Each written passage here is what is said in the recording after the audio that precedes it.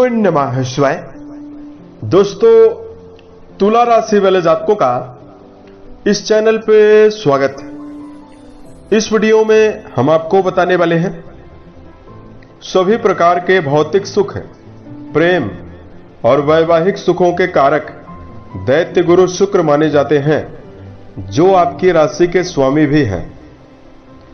ये 28 जनवरी 2025 से अपनी उच्च राशि मीन में गोचर कर रहे हैं। इसकी वजह से कई राशियों को लाभ मिल रहा है। इस वीडियो में हम आपको बताने वाले हैं कि मीन राशि में ये बहुत ही लंबे टाइम पीरियड के लिए यानी 31 मई तक रहने वाले हैं।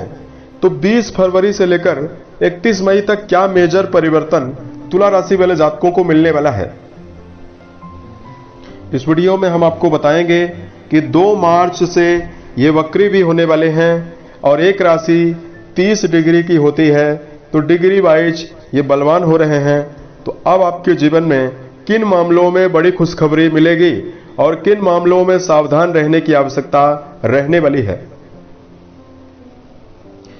तो तुला राशि वाले जातकों, शुक्र के बारे में यदि आपको जानकारी दिया जाए तो देखिए, नवग्रहों में दैत्य गुरु शुक्र को बहुत ही प्रभावशाली और शुभ ग्रह माना जाता है। शुक्र को व्यापार और काव्य कला का, संगीत का, गृहस्थ सुख का, रेशमी वस्त्रों का, चटपटे भोजन का, वैवाहिक जीवन, नींद और मान सम्मान का कारक माना जाता है। इन सभी चीजों पर इनका व्यापक प्रभाव होता है। ये वृषभ और तुला राशि के स्वामी माने जाते हैं और किसी भी जातक की जन्म कुंडली में जब ये प्रभावी होते हैं तो कई प्रकार की सफलता देने का भी काम करते हैं। कुंडली में शुक्रदेव अगर प्रभावी और बलवान अवस्था में विराजित हों तो सबसे पहले जातक के वाणी में और जातक के शरीर में सुंदरता इतना ज्यादा रहती है कि ऐसा व्यक्ति विपरीत लिंग को भी आकर्षित कर सकता है और अपने वाणी के द्वारा सभी का मन मोह लेने में भी सक्षम होता है। दैत्य गुरु शुक्र के बलवान होने पर मानसिक, शारीरिक और भौतिक सुखों को देने वाले बन जाते हैं। जातक के जीवन में भरमार रहती है।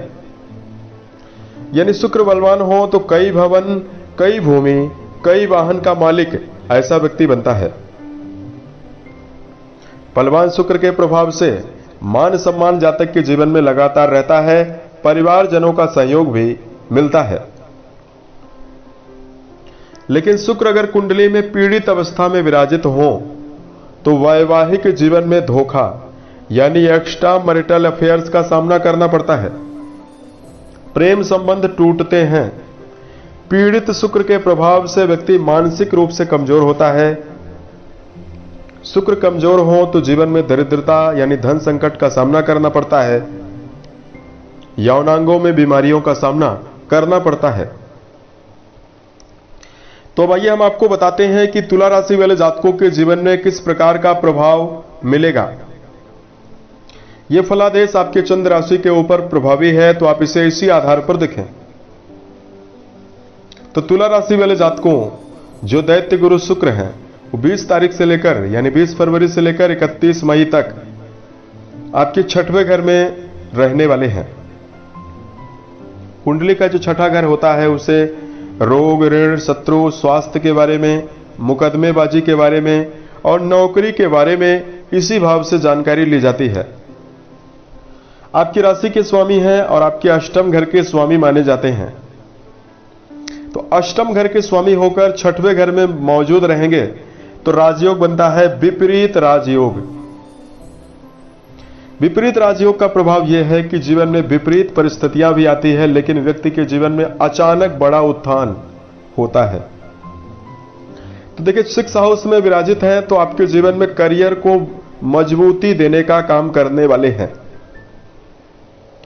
जिन तुला राशि वाले जातकों का जुड़ाव इस समयावधि में शुक्र जनित क्षेत्रों में है, जैसे यदि आप इस समयावधि में banking, account, glamour industry, jewellery का काम करते हैं, बुटीक की दुकान है, कपड़ों की दुकान है, किसी प्रकार का व्यापार कर रहे हैं, क्योंकि व्यापार के ऊपर ही इनका प्रभाव है, या इस समयावधि में वाणी से जुड़ा हुआ काम करते हैं संगीत, साहित्य, गायन, वादन, नृत्य, कलाकारी, पेंटिंग, थिएटर, सिनेमा, इनमें यदि आपका जुड़ाव है तो तुला राशि वाले जातकों के करियर में बड़ी उन्नति मिलने वाली है। दैत्य गुरु वक्री होंगे तो आपके पंचम घर का भी परिणाम देना शुरू कर देंगे। तो प्रेम जीवन के मामले में जिन जातकों का जुड़ाव है, अगला परिवर्तन जो है वो आपके प्रेम संबंध को लेकर मिलने वाला है। रिश्तों में प्रेम जीवन के दृष्टिकोण से जिन व्यक्तियों का जुड़ाव है, प्रेम संबंधों में घनिष्ठता, प्रेम जीवन में समर्पण की भावना का लगातार विकास रहेगा और आपको बड़ी खुशखबरी भी मिलेगी 2 मार्च से। इस समयावधि में देखिए 12वें घर में इनकी दृष्टि पड़ने वाली है, तो जीवन साथी के साथ तालमेल आपको जरूर बैठाकर चलना होगा, क्योंकि 12वां घर आपका बेडरूम माना जाता है। यहां पर जो इनकी दृष्टि पड़ रही है कन्या राशि के ऊपर पड़ रही है और कन्या राशि इनकी नीच राशि मानी जाती है। तो थोड़ा सा यहां पर दैत्य गुरु जो है वो आपके बेडरूम को प्रभावित करने वाले हैं। आपके वैवाहिक जीवन को, प्रेम जीवन में तो आपको सफलता देंगे, लेकिन वैवाहिक जीवन को कुछ प्रभावित करेंगे। इसलिए तुला राशि वाले जातकों को वाणी में आकर्षण बनाकर जीवन साथी के साथ चलने की आवश्यकता रहेगी। समर्पित मिजाज रखकर ही आपको वैवाहिक जीवन में चलने की आवश्यकता जीवन में रहने वाली है।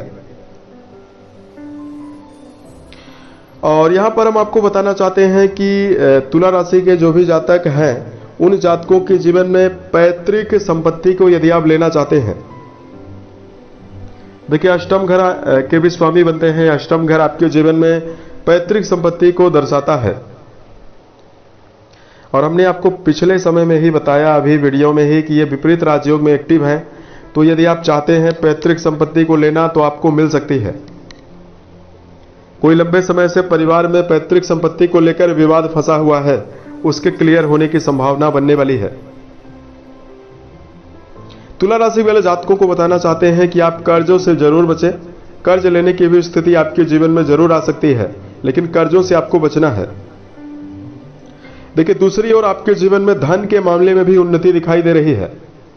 क्योंकि अष्टम घर आपका एक्टिव होने वाला है, तो अचानक से तुला राशि वाले जातकों के जीवन में बड़ा लाभ धन के मामले में होने वाला है।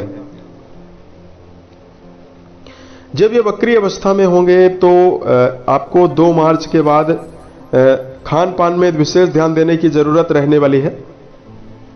तुला राशि वाले जातकों को इस बात का ध्यान रखकर चलना चाहिए कि किसी भी प्रकार का मानसिक तनाव अपने मन में लेकर ना चले।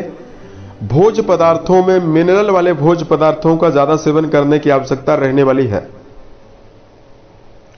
तथा तुला राशि वाले जातकों को दिनचर्या व्यवस्थित बनाकर चलने की आवश्यकता भी जीवन में रहने वाली है। तो यह समय आपके लिए काफी श्रेष्ठ परिणाम आपको देगा। तो इस वीडियो में हमने बताया कि तुला राशि वाले जातकों को क्या मेजर परिवर्तन मिलने वाला है। मेजर परिवर्तन में तुला राशि को एक और बड़ा परिवर्तन मिल सकता है। यदि आपको कोई कोर्ट कचहरी या मुकदमेबाजी जैसे विषयों में किसी भी प्रकार का जुड़ाव है, उसमें यदि आप सफलता चाहते हैं, अगर आपका मुद्दा सकारात्मक है तो आपको सफलता भी मिल सकती है। तो इस प्रकार का जो परिणाम है वो आपके जीवन में मिलने वाला है। आप देखिए राशि के स्वामी हैं, 6वें घर में विराजित हैं। 6वें घर में 6वें, 8वें, 12वें भाव में राशि के स्वामी का जाना ये आमतौर पर बेहतर परिणाम नहीं देता है, लेकिन दैत्य गुरु उच्च राशि में मौजूद हैं और अष्टम भाव के स्वामी होकर 6ठे घर में मौजूद हैं, तो जो विपरीत राजयोग बना हुआ है इसका प्रभाव आपको भरपूर मिलने वाला है। इसलिए केवल स्वास्थ्य का ध्यान आपको जरूर रखना चाहिए और अन्य मामलों में आपको मेजर और बड़े परिवर्तनों से इस समयावधि में लाभ मिलने वाला है।